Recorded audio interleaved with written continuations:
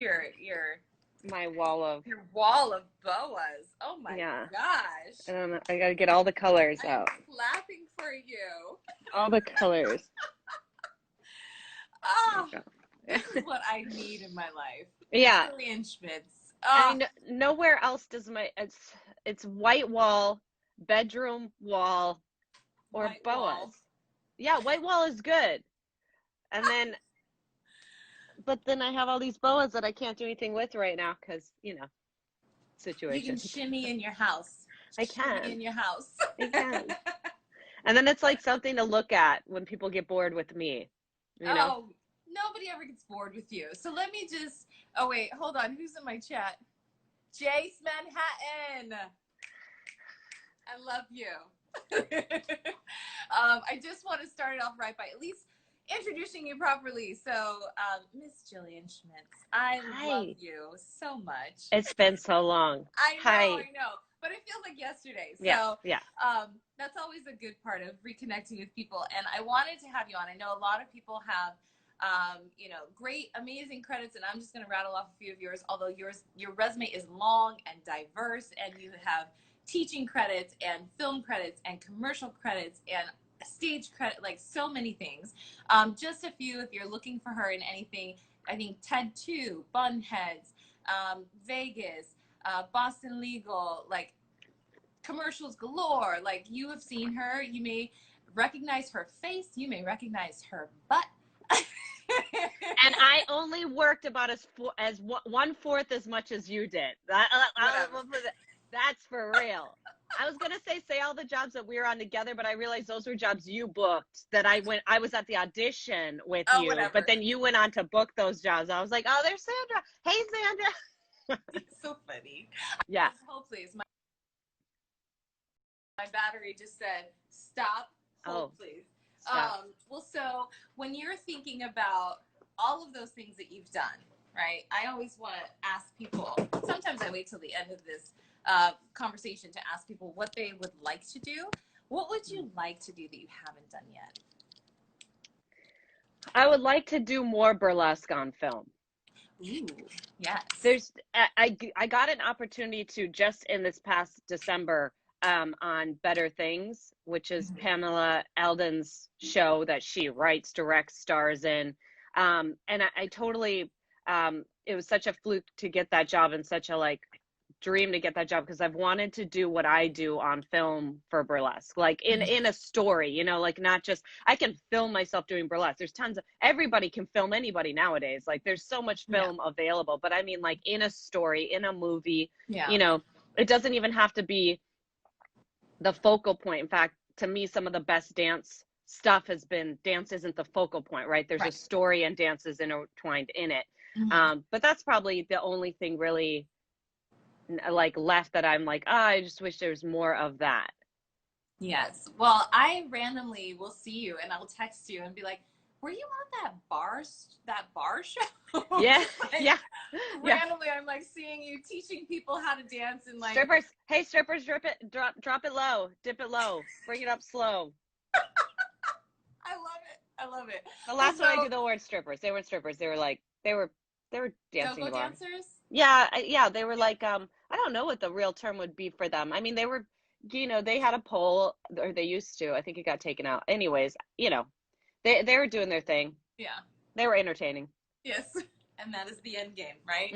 Well, so you have worked in the choreography realm. So it's funny because you go from like strippers / dancers to pageantry. Yeah. As far as that is like the scale of going from like on the choreography side of things, and then obviously dancing and performing on film and TV and stage and all those things. But teaching is another thing, and I know that we've been talking a lot on the Level Up series about shifting to online. And it doesn't mean that we have to talk specifically about teaching, but your experiencing and how you've connected with people during the pandemic. That could be just using your phone or using the DM or whatever. How have you stayed connected with like your friends and family and clients? Oh, that's a hard question. So as far as teaching goes, at first when the shutdown happened, we kind of were waiting for some kind of endpoint to start again. And then obviously it became really clear that that just wasn't going to happen. And so the studio that I teach at, the Performing Arts Center Annex in Van Nuys, they rigged up their whole building, all their studios, to be able to do virtual classes, which was great. And so then we started teaching online, which was a little hard to get used to.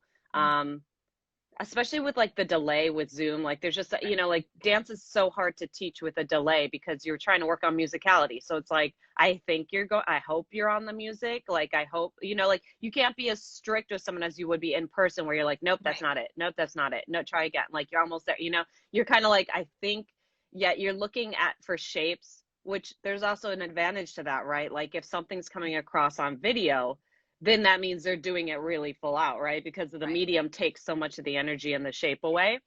So to kind of, you kind of have to, I mean, for me, I'm like taking it as an opportunity for them to have to work on some different things, which, as you would know, become more important as you become a professional dancer because you are on film. So your shapes do have to be bigger. So your energy does have to be bigger. So this kind of like throws you into the deep end of the pool of having to do that on some level. And I think the biggest thing that I've had to do is like really still try to teach, like really still like watch.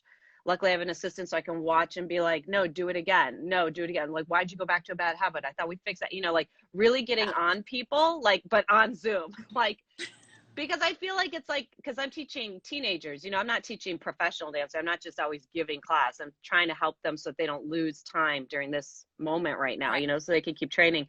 But it's hard to like, you know, get on someone via Zoom when you're like not in person with them. I hope it doesn't feel less, you know, like, cause I think in person, it's not as harsh if you're like there with someone. I don't know how that comes across on Zoom. So, you know, just continuing to traumatize the youth with everything they're going through.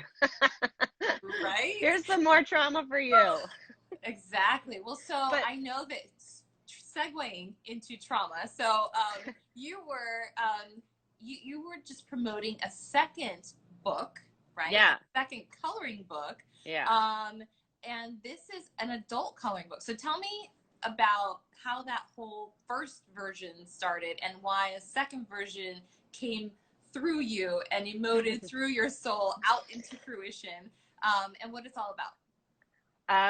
I think so in 2017, I had knee surgery and I was laid up for 6 months on a dance injury. And you know, a friend of mine had gotten me like a coloring book because, you know, that was kind of like, everyone's like, yeah, you get like color in your recovery, you like have color. It's like something you do, like it's like color. It's like adult coloring. And the book she got me was cute. It was nice, but I was kind of like, I'm really not feeling butterflies right now. Like I'm not feeling happy cats and butterflies. That's not really resonating with me. And so I was kind of like, I mean, I've wanted to do some kind of, I've been very fixated on passive income, you know, and like moving towards that direction for a number of years and just trying to figure out and brainstorm ideas and how to do that. And having a book, especially with you did a book when it was hard. So you did a book when it was hard. Nowadays, I'm telling secrets, it's not hard to do a book. It's just, are you willing to get uncomfortable in a realm you're not comfortable in? But it's very easy to do. You can sell your own. I could write right now a manifesto and put it on Amazon in a week. And Amazon is going to print it and send it out for me and give me a cut into my bank account.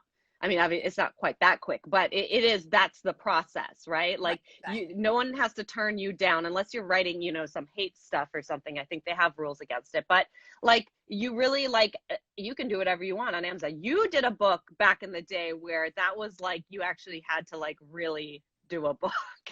So I was going to say that you were a trailblazer in the industry of dancers producing stuff or, you know, like making books. But as I was laid up with this knee thing, I was like, I really would like something more inspirational. And I'm sure I could have found it, but I was like, this fits in alignment with something I want to do. And I want to do a book. I wasn't ready to do any kind of an actual written book. So I was like, let me try to do this coloring book. And then it was like, well, how do I make designs? Okay, so I had to get like a new iPad, you know, and like figure out how to make these designs. And I couldn't figure out how to draw something I really liked. So I started using like the most remedial Adobe like shape program. And I was making these designs. I was like, yeah, this is kind of cool. I'm done with these designs. And then made the thing. And then had to have it formatted, which since they've made their formatting much easier on Amazon, but at that point in time I had to outsource it. And that was a headache because I'm just not good at learning new things, like in my mind. I'm teachable, but I'm not good emotionally learning new things. Like, to me, it's like, if I don't know this already, and if I can't figure it out right now, like there's definitely something wrong with me. And like, this is why I shouldn't do things. Like, so that was part of the process for me, is like, yeah, why would I know how to do any of this? So that was a little learning curve. But then, so that first book came out like right around, I want to say January of 2019, 2018, 20, oh God, I don't even know. But so that was the first one, right? And it was just like, you know, like phrases and designs, because I didn't want butterflies. I just wanted to not fixate on what it was. I just wanted to kind of think about whatever a phrase would be that would be helpful and color. So that was the first one. What's the title of that one? It's called Color Your Recovery. Color Your Recovery. Okay. Yeah. And just things I heard in recovery, because at the same time that I had that knee surgery, I was in various recovery programs for disordered eating and going to therapy. And like the knee surgery after, and the knee surgery during recovery and after, was kind of a catalyst for many recoveries. So I made it pretty vague on purpose, because I didn't want anybody not to get the book or not to feel aligned with the book, because they were like, well, I'm in AA, like, is that my type of recovery? Or like, oh, I hurt my knee, but this seems like a sober book. Is this a sober book? You know, like, so I kept it really vague on purpose and tried to pick phrases that I had heard or things that I had thought of that were helpful in all the various recoveries. So sometimes you'll see, like, someone had hit me up and they were like, they thought of this as a solely a sober recovery book, and they're like, oh, why didn't you add this phrase? And I was like, because that phrase is very specific to one recovery, and whereas it's a great phrase, like, I want to keep it very vague for everybody, you know, and so you don't have to have a specific one. And then the second one, I wanted to do a second one after that, because I was like, well, that one's doing okay and people seem to like it.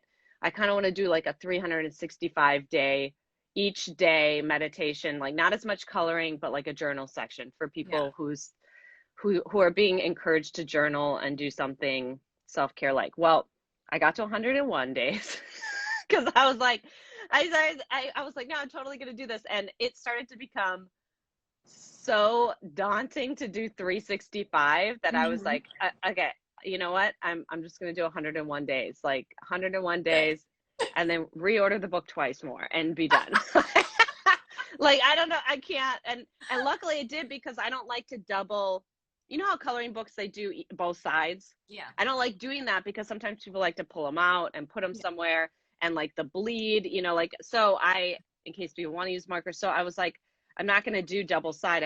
Didn't do double side in either of them, but look, this one's like 101. It was thick. So thank God I didn't do 300, because it would be a Bible and it would sell for way too much money and no one would buy it. Yeah. It's too much. Yeah. So that was the catalyst. I didn't want to color butterflies. That was the catalyst. And so you were prompted to write not one book, but two. Yeah. So not only is she multi-talented on the stage and screen, but she is an author as well. So when you're thinking about all of this stuff, because I see all the messaging that you send out, you are very active in the activist way. And that meaning not in a, you know, what's the movement of the day, but you have always been putting out messages talking about dancers' rights, knowing things about your contracts, what's in your, you know, how you are formed as far as like your LLC or whatever it is. Like, you have been putting out the information for a long time, and I even saw it on your Linktree. You know, all the links. Yeah, all the links. I got a big old tree on Linktree. Many branches, so many branches. Exactly.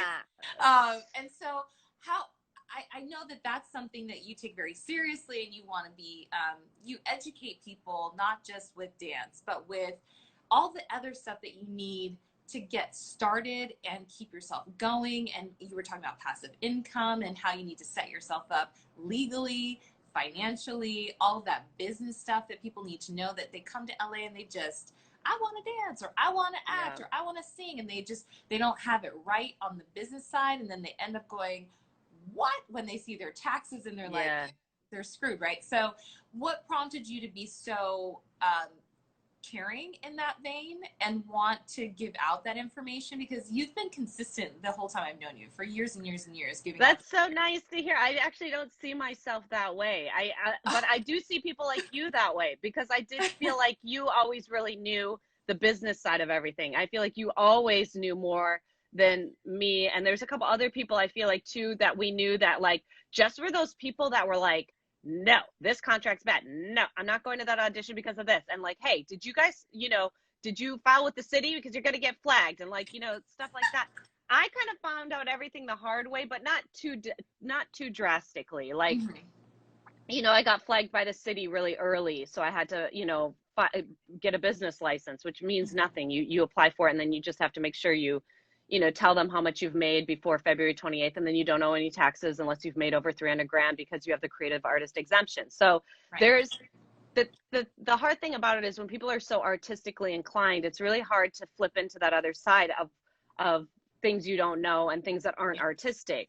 But it's really just a completely different language. And nobody likes, I don't like learning a new language because I'm not good at it. It's hard for me to remember and I don't understand it, right? So, but taxes have a language, right? Being a business person has a language. All the stuff you're filling out with the PPP loans and all the stuff that's going on right now, it all has its own language. Once you understand what that language is, it's very, very easy. It's like talking about a ballet bar. Oh, we're going to do 4 pliés, a grand plié, and a tendu. Now, if you take enough, even intermediate amount of ballet, you can figure out what that is, right? Right. And even if you couldn't figure it out by just hearing it, you could watch someone do it via a YouTube tutorial and be like, okay, I got it. But because it's different and separate and maybe not fun for us because we like colors and things and, whatever, it's not pretty, it's not fun. It doesn't, well, why, so, but if you understand it, it makes sense. Like it's hard for me because some of the stuff when we were dancing and doing stuff, like there was stuff with Dancers. I love Dancers Alliance, and Dancers Alliance is great. And there's it's a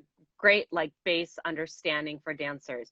At the time, there was a lot of movement with Dancers Alliance to really I don't want to say like professionally unionize, but really band together and stick together. And I was doing and still do a lot of work that is in the hospitality industry that doesn't follow the Dancers Alliance guidelines. But if you break down your actual time spent, it's way more than what you would make on any other project as a dancer. So some of it, like, it's hard because as an outsider's view, it may look like some of the things that I've done aren't in alignment with some of the things that I've said. But to me, I'm just like, dancers' time and artists' time is so valuable because you're using their bodies, right? And those are credit card debt that's gonna come back. Like, you're gonna have to pay for that someday. I paid for that knee, and then I had to pay for it. Like, and you will eventually, because your body just doesn't. It's not going to do all the things, even if you take really good care of it, and you're going to feel it after a while. So, people's time is very, like, to me, of the utmost essence. So, if you're going to tell me I'm going to show up and I'm going to make $150 or $175 for 5 minutes of dancing, I'm going to be like, yeah. Now, if you show that on a Dancers Alliance and you're like, what, you did a job for $100, $150, and you're like, what, I danced for 5 minutes. Well, how long were you there? An hour. I showed up for an hour and I did that thing, so that sometimes it's very rigid in how the community kind of wants to see it. But for like people, I'm like, you have to value the time, because that's really like, time to me is the most important thing people have, right? That ties in with everything. Like, if you're sick and you die, you don't have time. If you are, like, if you're spending all of your time doing this one thing and you don't have time to do this other thing you love, like, that's your time. That's more important than anything. So, some of these contracts with after that we're on, we could be on the award show, the Dance with the Stars stuff. And I love that show, but it's like the hours and hours and hours that you're like that they can have you for, which they always use. Always they find a way to use all of it. Like, and you're making, when you break it down, sometimes you're making, I like to break everything down by the hour. Yeah. That makes everything real clear to me. Like, I'm like, oh, cool. So, this, like, oh, we're making 500. Okay, cool. How many hours? And And you're like, like, is that really $15 an hour? right? And you're like, that's cool. Like if you're down with that, but know that Yeah. like at some point, some of these jobs, it becomes minimum wage, which that's also okay. And there's nothing wrong Yes, with that. there's nothing And if wrong. you need experience and you want to do it and you're new, like I'm not even going to be mad at you for it at all. I never get mad at new people because I had to do so many favors to get any jobs. No one would hire me. No one would hire me to pay me when I first started.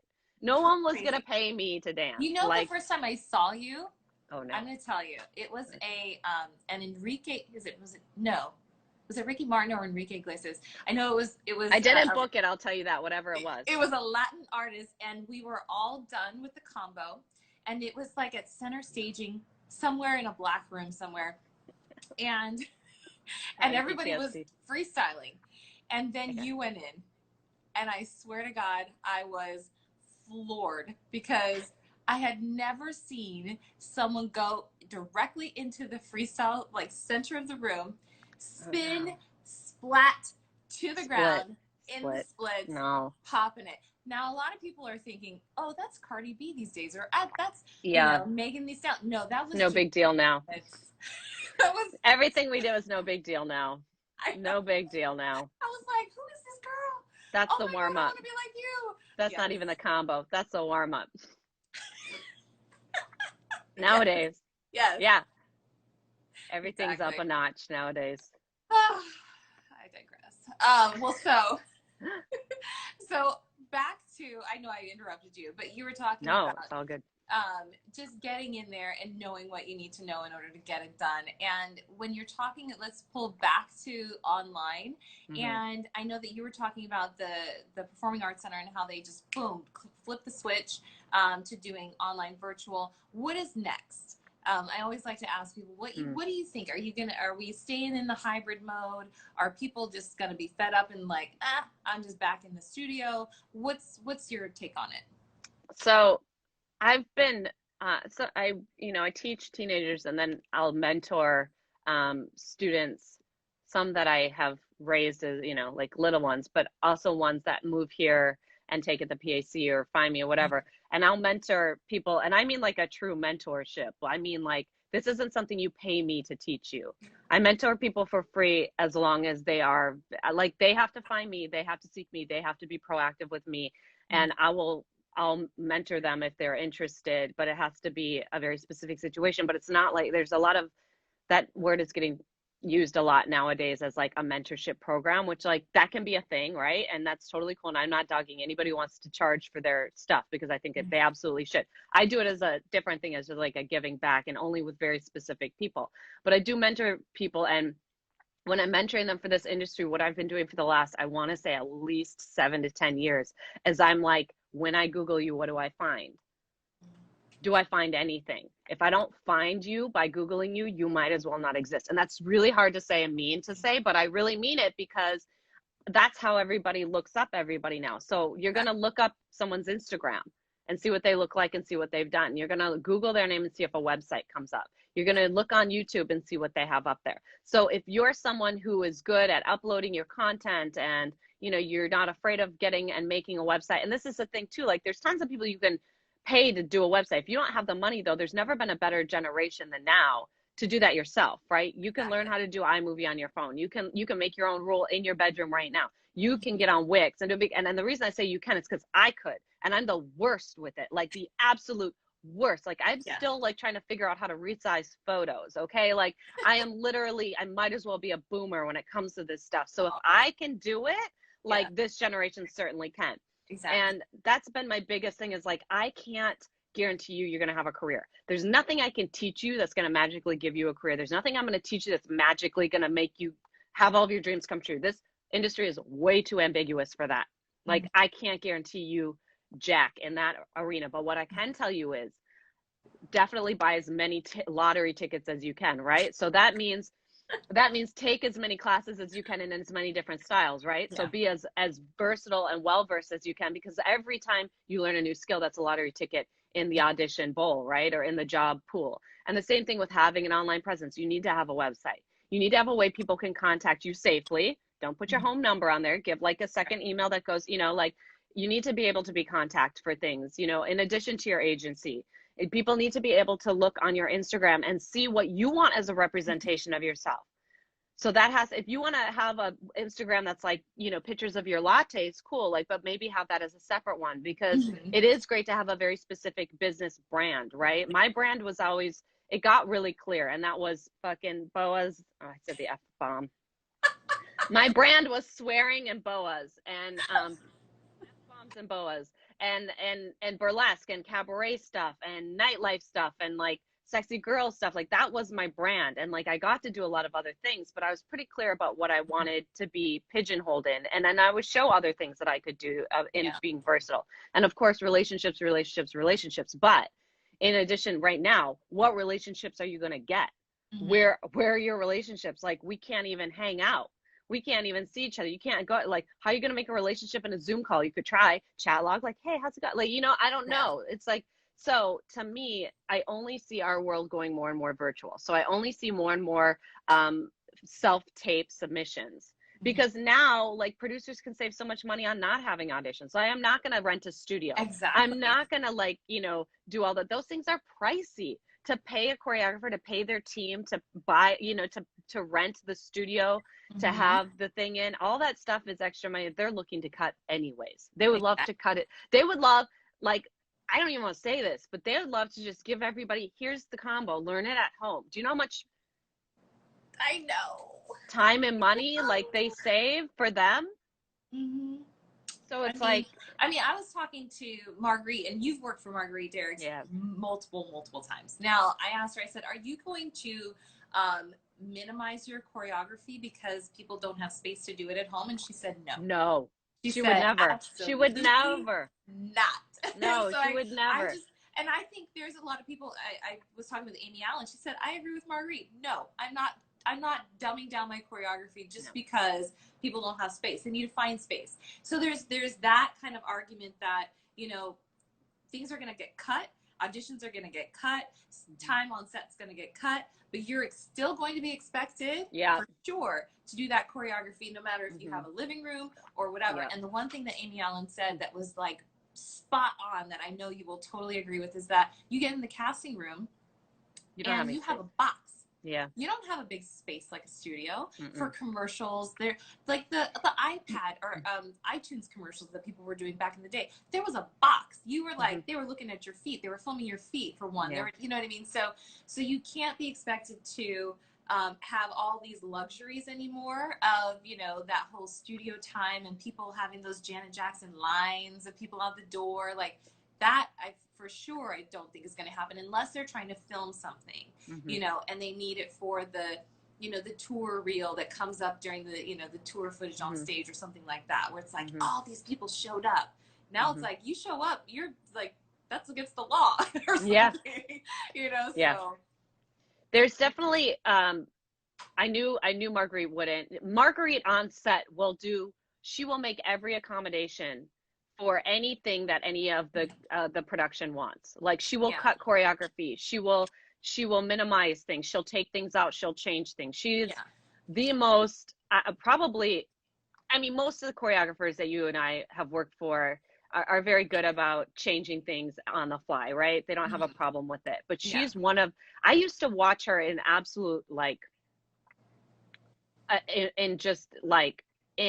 would just be astounded by how easily she would take their direction like it was no big deal. I was like, oh my God, like I would be so upset to have to change that or take that out or move that. I'd be like, oh my God, but that's like the best part. Or like, oh my God, they're like, oh, you know, like, and she's just like, okay, yeah, no problem. Like literally nothing on it. But what she's not going to change is her stuff, which is big and wide. She knows how to make really big pictures. And if you took those big pictures, it doesn't look great. It's not exciting. It's not, you know, so that makes complete sense. Like, and you're completely correct. Not only are you auditioning in a small box commercially, but on film, everything looks bigger than what it actually is. So everything looks like a giant room, but you really have 5 by 5 to stay in, or you're going to be out of frame, or, hey, you got to stay here because you're going to run into the lead. Like you're never the big deal. You know, when you're a dancer, you're never the big deal.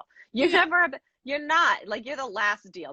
You're like, my shoe's broken. They're like, we don't care. We got to go. So, you know, like nobody, like that's, here's to dancers. Nobody cares. Like, that's the first thing you got to learn, is that you really, like, nobody cares about you. You can care about yourself, you can care about each other, but like when it comes to the grand scheme of like actual creative on a set as a dancer, they care about actors more. They care about that light more. They care more about the boom mic coming in more. Like, it's all about working around that stuff. So you rarely in TV and film have a lot of space usually to begin with, but there's a ton of work that happens on stage that does need to be big, that you do need to learn how to travel. So some of these things you are going to have to learn.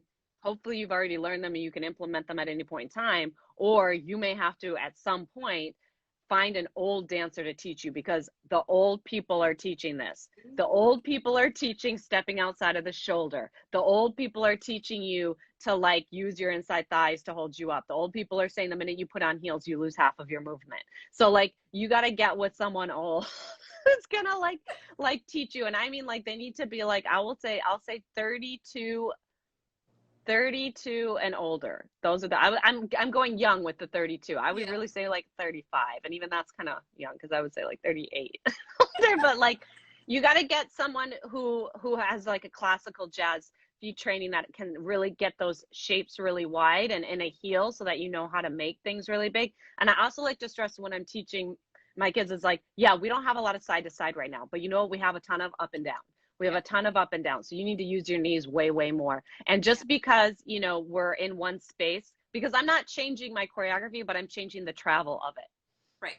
So I'm not having them travel, but their pictures are big and they're making them big up, down, and out and in, but they're not traveling necessarily on and off stage or doing long linear travel patterns. But within what they're doing, they need to be outside their shoulders. They need to be off balance and all this stuff. And they need to be using their up, down, side, side, because that is going to waste otherwise. And now you look like you're marking, and it's not exciting on film. So exactly. Well, I do think you're right. It is going to just continue to move forward with the online presence. And you were right, when people have to have a presence to be solidified in some weird way that, you know, if you're not online and people can't find you, then they won't be looking for you either. That kind of thing. When you are, I have somebody in the chat that I do want you to know about, and I don't know if it's k.iann.as.spam, but I will write that down so that we can at least connect you guys. I know that in the chat they've been asking about dealing with trauma, so I don't want to ignore that, but I do think that this whole career is traumatic. I'm traumatized by every audition I didn't get, and there's so many. Well, yeah. And the thing is, there are so many highs and lows that dealing with the rejection side of things is a whole other conversation. Now, I don't even know how that, you know, because you were on someone else's interview. I didn't get a chance to see it, but you were talking. It's on her blog if you're interested. If anyone's interested, what is the handle? Empowerment in Heels. Empowerment in Heels is the brand, and it's my friend Elisa, who's a fellow burlesque dancer, peer, coworker, and she has a now all virtual, but she was teaching in person, these heels classes for mostly beginners, but a lot, you know, some dancers, people with dance experience, but it is catered more to people who may not have had traditional training growing up, you know. And she does a lot of different types of classes. She's been doing these webinars, so it's up on the blog on the Empowerment in Heels site. But awesome. Yeah, so sorry, go on. You had seen something about that. Well, yeah, so I mean, just about your journey, and I didn't get a chance to watch it, and so I was just going to say, you know, if there's anything that we did not touch upon that was crucial about what you've gone through as far as your journey through entertainment and life, and whether or not you are still working on yourself, I mean, some of those things are things that I think people relate to and might want to hear about as well. Yeah, the thing, that's a great question. So it's such a big question. So sorry. No, it's great. It's a big question. So one of the biggest heartbreaks for me to figure out in this industry was that the industry will break your heart a million times, like a million times. And I mean, like, the jobs you want that you won't get, the validity that you want that you will not get, and the amount of art that you won't get to actually do. But that just means that you have to create your own art. So you were always very good at that. That was something you did so early. And you were literally a trailblazer in that. Like, I don't know if people really know, because they didn't, like some of the people that may follow you now might be younger and they don't know that you were a dancer. You were on So You Think You Can Dance, the first season, right? The biggest one. That was like the big deal. That thing was big.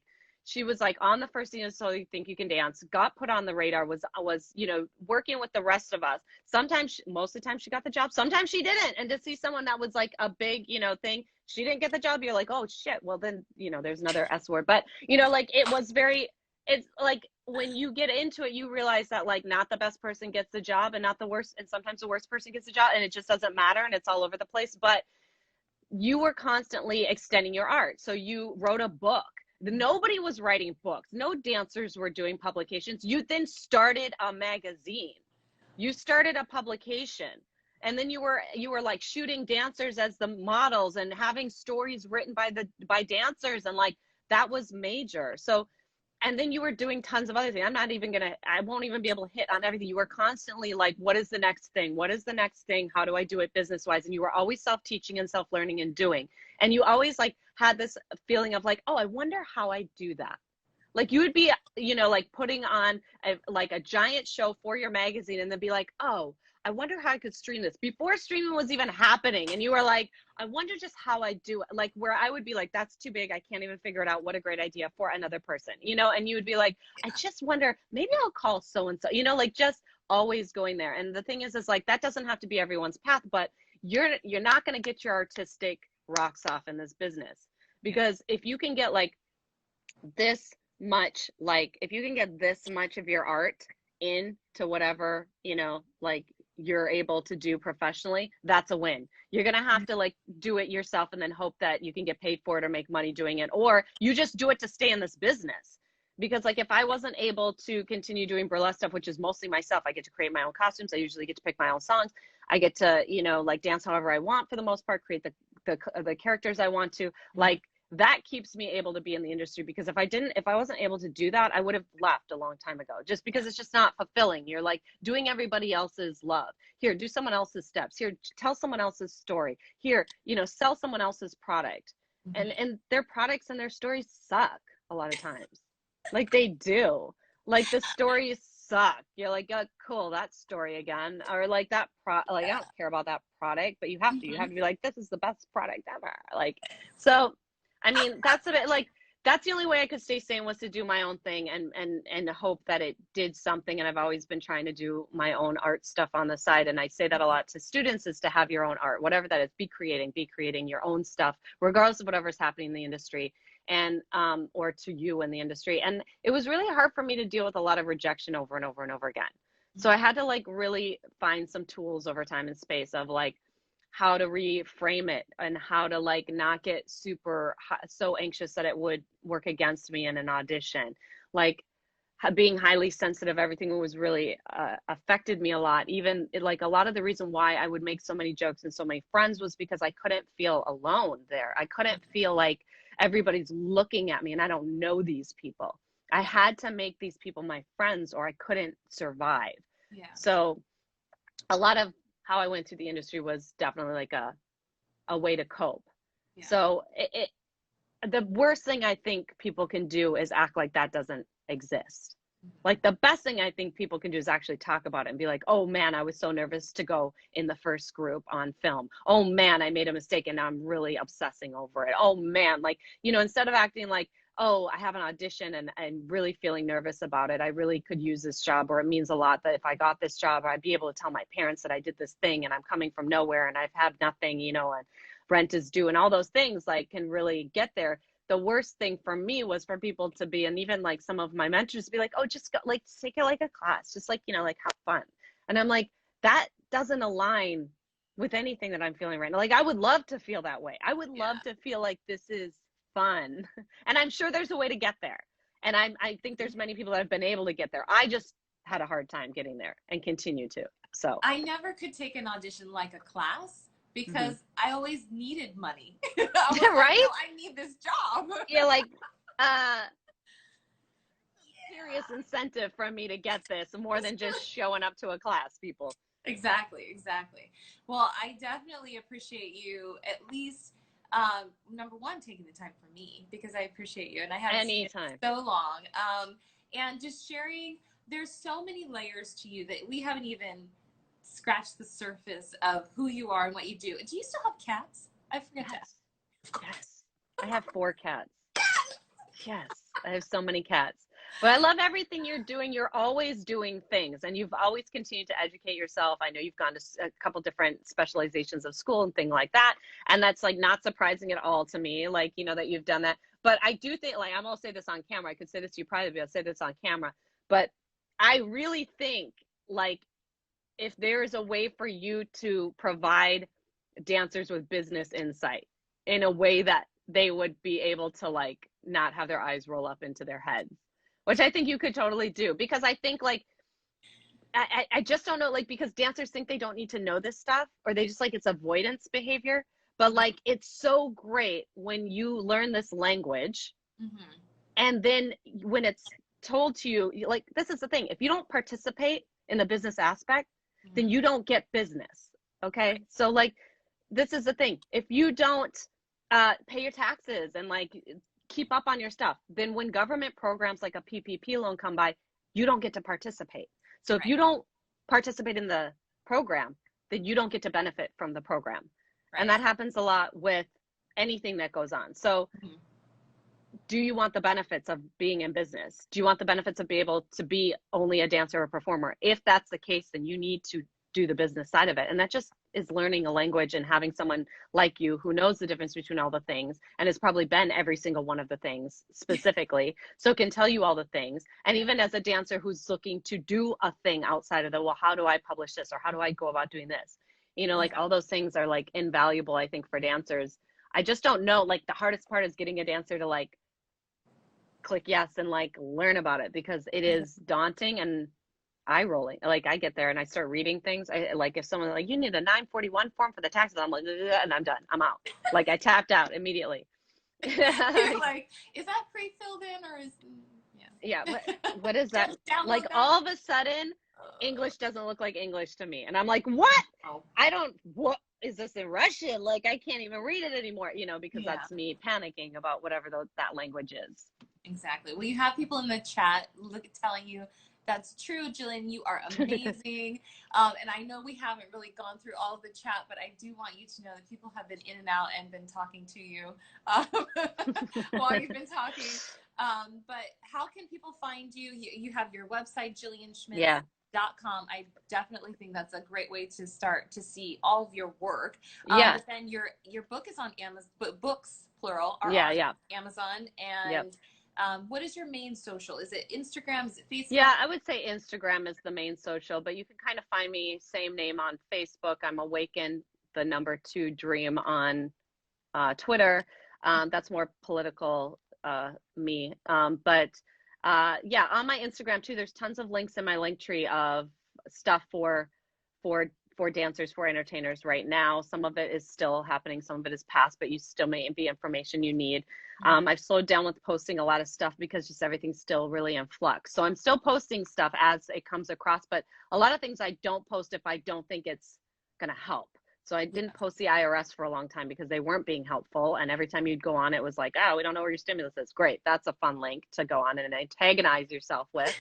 So if something doesn't seem like it's legit or like actually working, I won't put it up. But people have sent me stuff too that I'll put up and stuff like that. So that's probably the main thing. The website, you know, my website's very remedial. So it really, you know, if you go on my website, it should really inspire you to do better. You can go on and be like, wow, you have a website, and that's the biggest thing is people can go from your socials back to where you live and be able to contact you. I looked on your, where it says book me page, which is your, you know, is it GTA? No. Yeah, GTA. GTA. You know, all of those different things, whether it's an email or whatnot. So if you have a specialty that you have coming up, I know that she will make a way to you because she's doing a lot of stuff and not just one thing. So Jillian is a multifaceted dancer, choreographer, and you've got tons of stuff going on. So I just wish you all the best of luck, and I definitely thank you for joining me, for sure. Yeah, thanks for educating the youth. Oh kind of my our goodness. it's kind of our responsibility, you know, like how can we have the information and not give it away? That kind of sucks, right? Yeah. Because you were always that person on the job that was like, don't sign that yet. Don't I'm sign on it. the My phone agent with my hasn't called agent. me back. Don't sign it yet, you know, like, and which is great because a lot of people would just be like, okay, I won't sign it. You know, like, I don't know, like, okay, I mean, not really dancers, we're just blabbermouths. So it's like, I was like, we need to do this as a group. yeah, everybody stick together. We have more power. Like, True. Very yeah, true. Truth in numbers, right? yeah. Well, so definitely have a really great rest of your day and keep me posted. If you do a third edition, you know, I will definitely send it out to my peeps. And I'm going to post this on, you know, Twitter and Facebook and LinkedIn and everywhere I possibly can. Cool. So you'll see me tagging you. Awesome. All right. Well, have a Awesome. good Thank one. you. Oh, I love Thank you. you. I'm just waiting for you to like somehow a boob's gonna fall out or something. I can't. I kept it. I kept it high neck just to resist the able of it. You know, I can't do it. No I could start from the bottom up, but No Janet. I'm not ready with a pasty yet. You know, you got to be ready. I should have been ready. Always be ready. What is it? Will Smith says is preparation plus opportunity. I don't know. Oh yeah, there is he one. says I don't have to get ready. I stay ready. Stay ready. Yeah. And done. All right. We'll see you later. Right. See ya. Bye.